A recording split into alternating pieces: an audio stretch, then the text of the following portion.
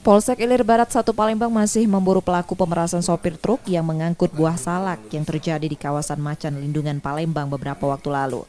Identitas pelaku diselidiki polisi dari rekaman video korban yang ramai di media sosial. Untuk pelaku ini belum pernah ditangkap pelaku ini karena sepertinya baru pertama kali dia melakukan kejahatan di simpang Macan Lindungan. Jadi untuk antisipasinya yang di Macan Lindungan tetap kita lakukan patroli. Kami lakukan patroli reskrim ya, dan untuk membuat rasa aman masyarakat.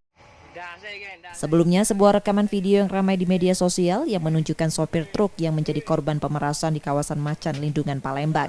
Pelaku memaksa meminta sejumlah uang pada sopir truk karena ditolak.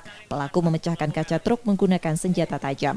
Karena perbuatan itu, sopir truk pun akhirnya memberi sejumlah uang pada pelaku. Sopir truk kemudian melaporkan hal itu ke Polsek Ilir Barat 1 Palembang.